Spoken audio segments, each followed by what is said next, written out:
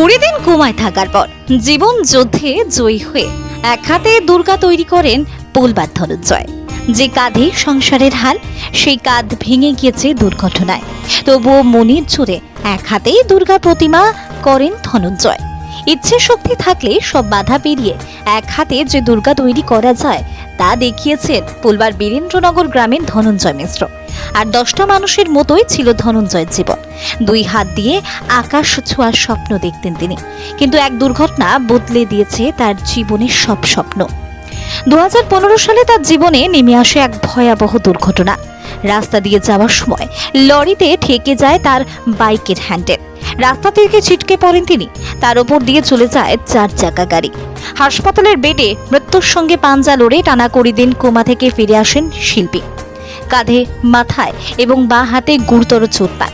বাঁ হাত ভেঙে পুরোপুরি অকেজো হয়ে যায়। কোনো কাজই ঠিকমতো করতে পারেন না বাঁ হাতে। এখনো মাঝে মধ্যেই যন্ত্রণা হয়। শত যন্ত্রণা সহ্য করেও জীবন যুদ্ধে লড়ে যান, কারণ তিনি জীবনে কখনোই হার মানতে চান না। 20 দিন কোমায় থাকার পর জীবন যুদ্ধে জয়ী হয়ে বাড়ি ফিরেছিলেন তিনি। মনে করেন ঈশ্বরই তার ভরসা। কিছুটা সুস্থ হবার পরেই ফের লেগে পড়েন এক হাতেই দুর্গা তৈরি করতে। এবছর তিনি 2টো দুর্গা তৈরির অর্ডার পেয়েছেন। প্রতিমার গায়ে মাটির কাজ প্রায় অর্ধেক শেষ। বাঁশকাটা থেকে কাঠামো তৈরি করা, খড় বাঁধা সবটাই তিনি নিজের হাতে করেন। শিল্পীর নিপুণ হাতের ছোঁয়ায় মৃন্ময়ী মূর্তি হয়ে ওঠে চিন্ময়ী। তার বয়স যখন মাত্র 5, তখন থেকেই মাটির কাজে তার হাতে খড়ি। পাড়ায় বিভিন্ন মৃৎশিল্পীদের থেকে মূর্তি তৈরি করা দেখতেন। এরপর আস্তে আস্তে নিজেই মূর্তি তৈরি করতে শুরু করেন।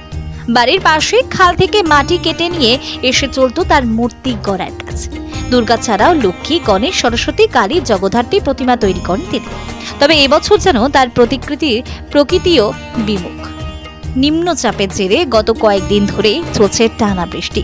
তার তৈরি প্রতিমা অধিকাংশই কমপ্লিট হয়ে গেছে, কিন্তু বৃষ্টিতে প্রতিমার গায়ের মাটি খসে পড়েছে। পুনরায় তাকে আবার রূপ দিচ্ছেন শিল্পী। তাতে যেমন সময় নষ্ট হচ্ছে তার, তেমনই সময় প্রতিমা বারোয়ারিগুলিকে কমপ্লিট দিতে পারবেন কিনা সেই দুশ্চিন্তায় মেঘ জমেছে তার মনে।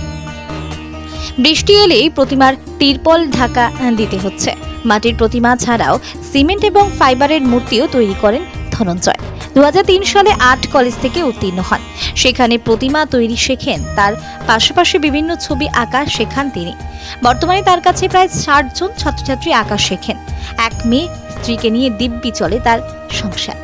ধনঞ্জয় বলেন, আমার এক হাতে কাজ করতে খুব সমস্যা হয়, তবে আমার স্ত্রী আমাকে কিছুটা সাহায্য করে। একটা দুর্ঘটনায় বাঁ হাত নষ্ট হয়ে যায়। ডান হাত দিয়ে সব কাজ করতে হয় আমাকে। বাঁ হাতে 70% কোনো কাজ হয় না। শুধুমাত্র মনের জোর এই প্রতিমা তৈরি করি। আমি যে কোনো মূর্তি তৈরি করতে পারি, যে কোনো মানুষকে দেখে তাকে তৈরি করতে পারি। তবে সবটাই আমার ভরসা তারামা আর কৃষ্ণ। ছোট থেকে কখনো হারিনি, তাই আমি জীবনে হারতেও চাই না, শুধু মনের জোর নিয়ে এগিয়ে যেতে চাই। তার স্ত্রী সুদীপ্তা মিশ্র বলেন, স্বামীর এক হাত দিয়ে কাজ করে, অনেক সমস্যা হয়। সংসার সামলে যতটুকু নিয়ে পারি তাকে সাহায্য করি। দেবীর পায়ে আলতা পরানো, মাটির গয়না তৈরি। ব্যুরো রিপোর্ট, আমার কলকাতা নিউজ। এক হাতে দুর্গা তৈরি করি। আমার এক হাতে দুর্গা তৈরি করতাম না, আমি আগে 2 হাতেই দুর্গা তৈরি করতাম, কিন্তু আমি ভালো সুস্থ ছিলাম তখন আমি 2 হাতই ব্যবহার করতাম। আমি অসুস্থ হয়ে গেছি। আমার একটাই কারণ, মানে অ্যাক্সিডেন্টে রাস্তায় ট্যাক্সি আমাকে চাপা দিয়ে কোমায় ফেলে দেয়, হাত ফাত ভেঙে দেয় এবং বুক ফুক ভেঙে দেয়, মাথা ফাথা ভেঙে দেয়। তার জন্য আমি কোমা থেকে 20-22 দিন পর আসি, ফেরত আসি, আবার ভিউতে আসি। এই ইয়েতে আমার বাঁ হাতটা পুরো নষ্ট হয়ে গেছে।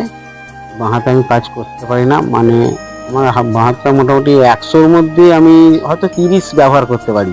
100-র মধ্যে, হ্যাঁ, 30-এর মধ্যে মনের জোর দিয়ে করি। যা হয় ডান হাতেই বেশিরভাগ হয়। এতেই আমি দুর্গা করি, এতেই ছবি আঁকি, এতেই যে কোনো অর্ডারই কাজ করি। কিভাবে করতাম? সত্যি বলতে আমি প্রচণ্ডভাবে মনের জোরকে আমি কাজে লাগাই, যে না আমাকে এগোতেই হবে, আমাকে চেষ্টা করতেই হবে। মানে 2টো দুর্গার মাটি মাখানা এই এক হাতেই মাখানা, এক হাতেই কেটে তোলা নদী থেকে, মানে মনের জোরে। এবার বাঁ হাত থেকে প্রচণ্ডভাবে খড় বাঁধার সময় প্রচণ্ডভাবে আমি ইউজ করি, মানে ব্যবহার করি, যে কী করে খড়টাকে ধরবো। ঠাকুরের খড়, এই বাঁশটাকে ধরতে গেলে বাঁ হাতে বাঁশটা হাতটা ঘুরে পড়ে যায়, বাঁশটা পড়ে যায়, ফাটাতে পারি না এরকম ভাবে। এই ডান হাতে আমি এক হাতেই যা করে বাঁশ ফাটাই, মুগুর দিয়ে ঘা মেরে মেরে একটা শক্ত দেয়ালের মধ্যে বাঁশকে ঠেকিয়ে এক হাতে করে কাঠারি দিয়ে মেরে বা মুগুর দিয়ে মেরে বাঁশ ফাটাই, ফাটিয়ে মানে ঠাকুরের মানে কাঠামো তৈরি করি। কাঠামো তৈরি করে মাটি ফাটি চটকানো সব এক হাতেই করি। এইভাবেই খড় বেঁধে মাটি লাগিয়ে ঠাকুর তৈরি করা হয়। আপনাকে সাহায্য করে না? সাহায্য করে আমাকে, আমার সাহায্য করে, আমার ছোট ছোট ছাত্র ছাত্রী আছে তাদেরকেও ডাকি, তখন ওরা আসে, এসে আমাকে হেল্প করে, সাহায্য করে, একটু কাজ করে দে, আমাকে একটু এটা করে দে, মাটিটা একটু লাগিয়ে দে এই ঠাকুরের গায়ে, এরকম ভাবে তারা আমাকে হেল্প করে। আর এই দুর্গা তৈরি কিভাবে শিখলেন আপনি? দুর্গা তৈরি শিখলাম বলতে আমি জন্মে থেকেই আমি মাটি ঘাঁটতাম। আমি নিজেই জানি না যে কবে থেকে মাটি ঘাঁটছি। আমি জ্ঞান হতেই নিজে নিজে মাটি ঘাঁটতাম, খেলা করতাম। নদী, আমার বাড়ির পাশে একটা ছোট খাল আছে, খাল থেকে মাটি কাটতাম, ওখানেই আমি বসে ছোটবেলা একদম মানে 5 বছর 6 বছর বয়স, হয়তো শুকনো খালের মধ্যে নেবে মাটি। হয়তো অনেকে ভাববেন যে সাঁতার জানে না কি করে খালের ধারে ঘুরছে। তখন আমাদের গ্রামে এরামই ছিল যে কেউ খালের দিকে ঘুরতে পারত। ওখান থেকে মাটি কেটে আমি ঠাকুর বানাতাম। বাড়ির পাশে ঠাকুর আসতো, বাড়িতে সেই ঠাকুরকে নকল করতাম, মাটি দিয়ে দেখে দেখে কেমন করে করতে হয়। বা হাঁস পাখি মাছ ময়ূর নানা রকম দেখে দেখে আমি মাটি দিয়ে চেষ্টা করতাম এবং ছবিও আঁকতাম এরকম ভাবেই। এবারে কতগুলো দুর্গা করেছেন?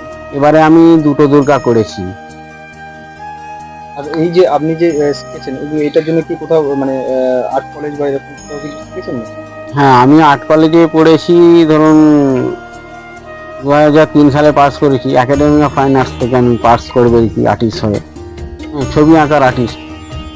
ওখানে আর্ট কলেজে মাটিরও মূর্তি করা হতো, এখানেও স্যারেদের কাছ থেকে একটু দেখতাম কিরমভাবে মূর্তিগুলো করে, এইভাবেই শেখা আমার। আপনি কি শুধু মূর্তি করেন না অন্য যে কোনো মূর্তি, মূর্তি মানে শুধু ঠাকুর যে তা না, মূর্তি মানে যে কোনো মূর্তি, মানে যে কোনো মানুষকে দেখে দেখে নকল করা, মানে হুবহু সেই মানুষটার মতো দেখে দেখে আঁকা। হ্যাঁ, বা আঁকা বা মাটি দিয়ে তৈরি করা বা সিমেন্ট দিয়ে তৈরি করা, মানুষটা যেন মানুষের মতো দেখতে হয়, এরকমগুলোকে আমি মূর্তি বলি। শুধু ঠাকুরকেই যে মূর্তি বলি তা নয়, যে কোনো মানুষের প্রতিকৃতিকেই মূর্তি বলি আমি। কিভাবে চলে আপনি? সংসার চলে এইসব মূর্তি ফুর্তি করে বিক্রি করি, এভাবেই চলে। আর ছোটোখাটো স্কুল করেছি এখান ওখান, এখানে গিয়ে বাচ্চাদের আঁকা শেখাই, ড্রয়িং স্কুল।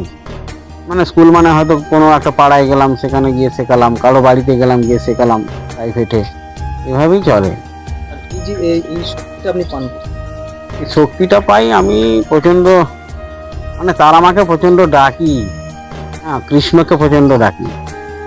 এইভাবে আমি গডকে একটু ডাকি যে আমার যা তারা, হরে কৃষ্ণ বলি, তারাই যেন আমার শক্তি দেন। এভাবে আমি নিজেকে এগিয়ে নিয়ে যাই। মনের জোরটা প্রচুর কাজে লাগাই, হারতে চাই না আমি, হারার আমার ইচ্ছা নেই কোনোদিনই না। ছোটো থেকেই আমি হারতে চাই না।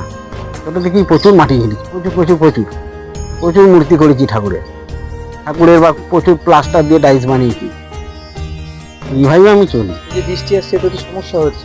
হ্যাঁ, সমস্যা হচ্ছে, যেন পিছিয়ে পড়ছি, যেন মনে হচ্ছে কাজটা থমকে গেল, তবু ছাড়ি না, বৃষ্টি পড়ুক।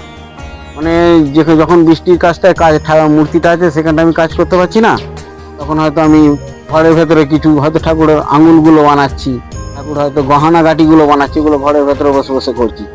বসে থাকবো সেরকম না, কখনো বসে থাকি না। আর এমনি কোনো জায়গায় যে বসে আমি সময় কাটাবো, হ্যাঁ, সেইরকম আমার নেশা একদমই নেই। করা হয় মানে যেটুকু সম্ভব হয়, সবটা পারবো না বলে করতে হ্যাঁ, ডাইস করা হয় বা আলতা পরানো, নেটপালিশ পরানো, টুকটাক যেগুলো সম্ভব হয়, গয়নাগাটি গুলো একটু হেল্প করা, হাতে হাতে ধরা, যখন সেটাই করা। মানে এই যে এক হাতে যে দুর্গা করে, খুবই তো কষ্ট হয়। হ্যাঁ, সবটাই যন্ত্রণা হয়, যন্ত্রণার মধ্যে দিয়ে পরে অনেকটাই স্ট্রাগল করতে হয় আমাকে। এটুকু সম্ভব হয় আমার পক্ষে হেল্প করা হয়। সংসার চালান কিভাবে? এই সবকিছুর মধ্যে একটা মেয়ের যেটা সম্ভব, সবকিছুর মধ্যে করাটা, আমাদের মেয়েকে স্কুল পাঠিয়ে পড়াশোনা করিয়ে তারপর যেটুকু থাকতে টাইম সেটুকু। আমি তো মানে বড় বাচ্চা কাজ ছাড়া অন্য কিছু এক্সট্রা করি না। ওনার যেটা করেন ছবি আঁকা আছে, এটাতেই চলেছে। বেশি কিছু আর করা হয় না আমার।